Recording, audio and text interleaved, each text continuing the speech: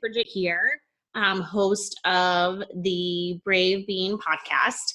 And I wanted to join you live in person because, well, like many of us, I have some extra time on my hands.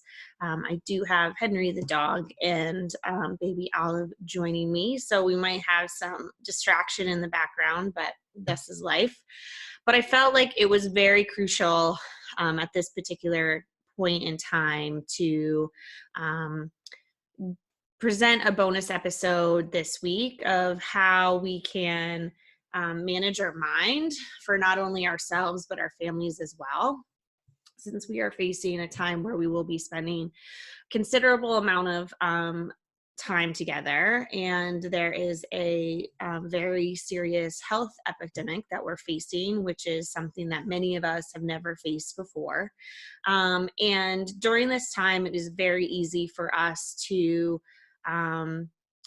really engage with a lot of fear. And ironically, the next 2 weeks in our podcast, we are doing episodes on processing emotion. So those are going to be crucial for you to listen to. But I wanted to just touch base with everybody and recognize that as much as this is a physical health pandemic, that there's also a significant threat to our mental and emotional health as well, right? So you may have noticed already that there is a strong sense of crisis and chaos that's emerging. And with this, often our minds can race and our emotional state can heighten. So no matter who you are, somehow you are going to be facing this challenge of the coronavirus. And that could be that you're trying to figure out childcare for your kids right now. You might be out of work. You might just be feeling a general sense of fear, maybe overly assessing your physical symptoms, dealing with isolation. These are all just naming a few. So everyone in some capacity is being affected by this. Nobody is immune to the impact that it has. So it is imperative right now that we have tools to really manage our mind and really manage our emotional experience. I can tell you that I myself yesterday was already feeling the cabin fever and feeling stir crazy and really wanting to participate in my normal routine and do my normal thing. And that is just not as accessible. And it's probably the first time for most of us where we're being impacted this significantly to not kind of maintain our normal ebb and flow in our daily life, which can be immensely dysregulating to our energy systems, to our minds, and cause an increase in emotion. So I can tell you that the biggest incentive here to be attuned to and having some skills around managing your mental and emotional health is that we have seen and through our work managing emotions, but also science has suggested that the less stress you are under, the stronger your immune system will be, right? So I am not a medical professional, and the intention of this podcast today is to not kind of talk about how to manage symptoms of the virus specifically. I highly advocate for you to be looking at your national and local resources such as the CDC and government agencies for how to manage those particular things. But what I can speak to is that it is a correlation with increased stress that we have a decrease in our immunity, right? So it is really important if we want to stay healthy from a physical perspective, a mental perspective, an emotional perspective, that we deal with our stress and manage our stress, and utilize our energy appropriately so it's able to fight any potential virus or sickness or things that may compromise our immune system. So if we manage our mind and we can respond to our emotions during this current climate of events, we're not only keeping ourselves sane, but we're also on some level protecting our immune system. This is not to say that just by managing your mind and just by managing your emotions, that's going to result in not getting sick, but it certainly can have an impact. And it is absolutely crucial that we're not entering into more extreme mental states, such as really intense anxiety or really intense depression, because these things can most definitely compromise our immunity. So if you've had the delight of turning on your local news or any news coverage in the last few days, we've been presented with really limited guidelines to our society. It's been, there's a lot of information. It's very conflicting, it's confusing.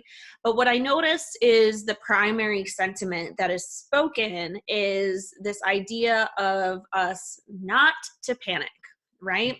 It's been everywhere. If it's imperative that we do not panic, we do not panic, we do not panic, right? And meanwhile, what do we have? We have people panicking, right? And panic results in intense chaos and scarcity thinking, right? So all the toilet paper's been bought out, stores can't keep up with demand, we have hoarding like behaviors going on. So basically, on top of the virus that is threatening our health, we also have this virus of panic, right? And unfortunately, just saying don't panic is having an opposite result than what it's intended to do. The idea is that you remain calm, that you take care of yourself.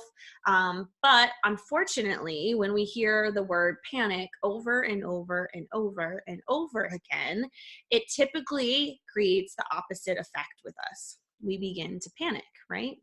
It's like if I tell you not to push the red button, your brain immediately says, I wonder what would happen if I push the red button, right? So if I tell you not to panic, you're most likely going to panic. So first we have to recognize that this is kind of the language that we've been given of how to manage our mental and emotional health right now, and it is not servicing us in many ways. So I hope that in this episode I can provide you with some additional tools that are going to minimize your level of panic, right, but still help you acknowledge that this is a true threat, and that there's going to be fear that's associated with this, but how we can kind of keep a more even keel mental state during this time.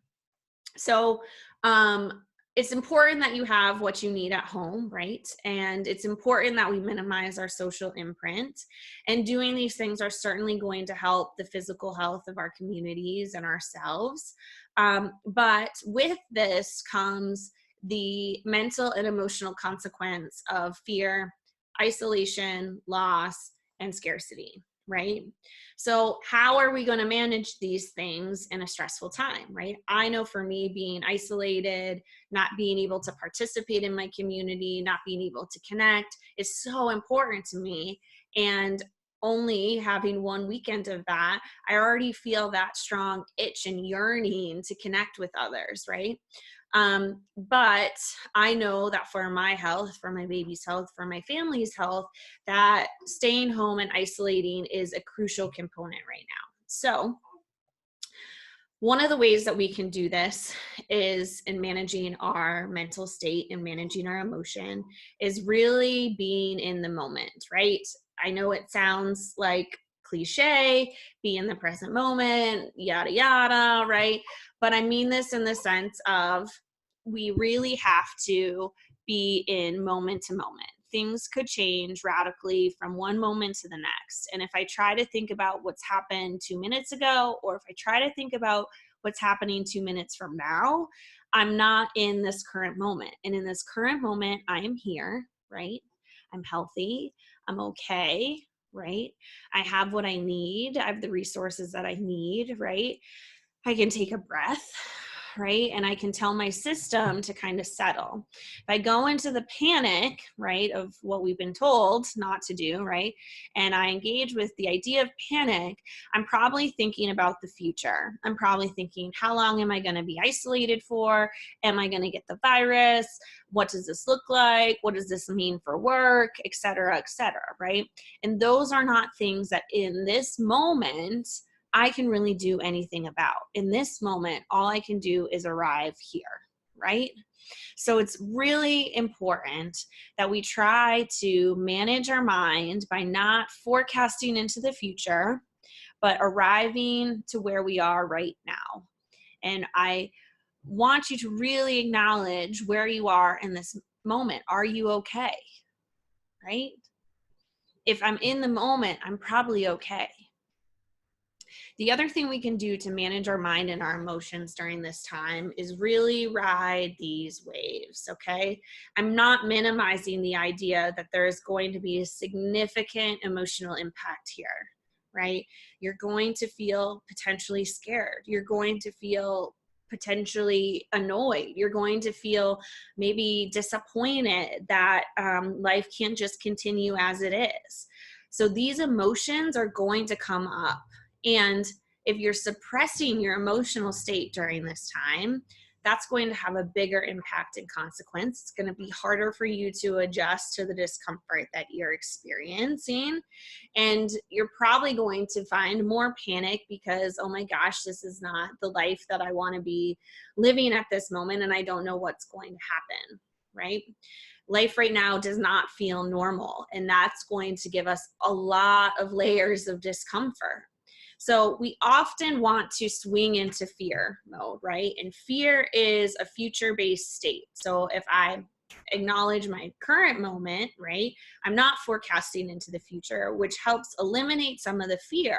But what I do notice in this moment, right, is I don't have as much engagement with community. I'm feeling more isolated. I can't go to the places I usually go, et cetera, et cetera. And what the true emotion here for all of us to explore and experience is sadness.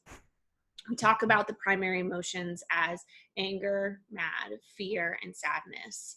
And I really truly believe that while we are in a culture of fear and a strong state of fear right now, that the greater action that we can process and greater emotion we can process is sadness.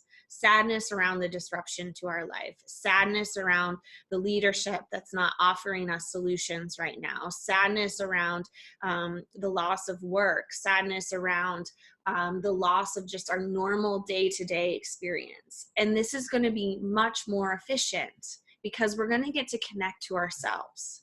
We're going to get to feel an emotional experience that we are so resistant to. And I tell you that this is one of the greatest benefits to having this time to really go internal, right? To really be with ourselves, is for all of us to have an experience with sadness because we are so resistant to it. So I'm telling you that we have to ride these waves of emotion. You may enter into fear. You're going to bring yourself back to the present moment, recognize that that's a future-oriented thought, and then see if you can acknowledge what's currently happening, which for most of us is going to be a sense of loss and is going to be a strong feeling of sad, right? So how can you connect to yourself during this time of sadness? Perhaps you can journal. Perhaps you can engage with something creative. Perhaps you can do some cleaning, right? What can you do during this time to help process that emotion? The third thing to manage our mind and emotions during this time is definitely to limit your exposure to hearsay internet news. There's a lot of conflicting, misguiding information, and I too am definitely responsible for overly indulging in these things, like looking for the facts, seeking the correct data so I can make appropriate business decisions, appropriate personal decisions, right? And I think it's imperative that we really stick to whatever news and sources we believe to be fact-based, because when we start to get conflicting opinions and we start to listen to what so-and-so said about something, it causes more engagement in our mind, which then again causes an increase in emotional state, an increase in the panic. All right. So again, it's imperative that we kind of minimize our exposure to how much information we're taking in. It's important for us to have the facts, right? So wherever you perceive you can find that information, perhaps your local news, perhaps the CDC website, perhaps the World Health Organization, to really just stick to those things. Unfortunately, our sources of social media and things like that are going to perpetuate a more panicked state, right? In terms of the way we're looking at resources, what's true and what's not true. It can really cause an increased agitation in how we're thinking and how we're processing through this. So you may be choosing at this particular time to isolate, which definitely leaves us a lot of opportunity to be with our mind, right? And we know that our mind often can create a rabbit hole of catastrophizing, right? So it's going to be important that you still find some degree of normalcy within your isolation. So that could be getting to opportunity to play a game, finding different ways to connect via phone calls, video chats, texts, whatever that is. Maybe you write a letter, an email, something like that. That isolation is most definitely a time when we get to be with our mind, which can have great benefits, but it also can lead us more into an intense state of future thinking and panic mode. So you're going to want to find some ways to still remain and stay connected and create some degree of normalcy in your daily life. This is so important that while you're doing this, that you're going to want to move. Moving your body is the number one way we process emotion, and being glued to the TV, or whether that's watching the news or binging television shows, is not gonna move your emotional state, right? So you're going to end up, after you binge your TV show, you're going to get up and, oh my gosh, the panic is going to be there again. So physical movement is going to be your greatest resource and is going to help minimize this other virus of panic, impulsivity, and reactivity, right? So the people who are running out and getting tons of toilet paper are in this impulsivity state because they're not processing their emotional state. So in the idea of also creating normalcy, if you tend to go to the gym, if you tend to take walks, right? Right now, that might not be as accessible to you. We can still get outdoors, which is amazing. Maybe you start walking now, even though you've never done that before. Maybe you do a yoga YouTube video or a workout video, right? Or you just stretch. It's really, really important that we have physical movement during this time.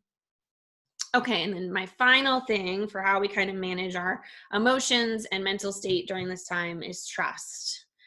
I know this sounds like really woo-woo and crazy, and I hate it so much when someone says to me, we just have to trust the process. But reality here is we don't know what's going to happen tomorrow. We don't know what's going to happen this afternoon, right? And it's really important in managing the emotions that we're experiencing and managing our mind that we really take a deep breath, recognize that in this moment I'm okay, and really, really, really trust that we're going to get through this and that this is just a temporary state, right? Because emotions and fear and sadness are all temporary, right? This isn't going to last forever. But we are in the face of some unpredictability and uncertainty. And if I can come back to myself, if I can tell myself that it's going to be okay, if I can tell myself that I have my family, I have the resources I need, I have time, we have the gift of time right now, how extraordinary, right? That I can just trust that we will ride through this and that we will get through these all together. So if I bring all of these 4 things together, it's all embodying a sense of trust. If I stay in the moment, I ride my emotional waves, I minimize my content exposure, I recognize that I can create some level of normalcy within my isolation, right? This is trusting. And it's really our only resource right now in the chaos. So I am reminding myself that this won't last forever. In this moment, I can breathe, I can move, right? And that is what settles my brain to say that this is not the worst thing ever. I'm not in danger right now, that right now I'm okay. So for those of you with kids, right, you're probably wondering, how do we approach this with them? How do you explain this with them? I don't believe that you need to get into all the nitty gritty of the speculations around this particular virus. But I do believe that if you can engage with the 5 things I listed, that you'll be setting an extraordinary example for your children, and they too will follow suit by what you are doing. If you choose to get into a state of virus panic and scarcity, you're going to see some very unsavory behaviors emerge with them too. So if you can follow this practice, your children will also follow this practice, and we can look at this as another benefit to the time that we're going to get with our kiddos to be able to help them process through the emotion. Additionally, be a listener, right? What they are engaging with around this, what has come up for them, right? Just listen. Listen and remind them that right now we have each other, we are together, we're okay. It's okay to feel what they feel. And this is going to help immensely, rather than trying to explain, or rather than trying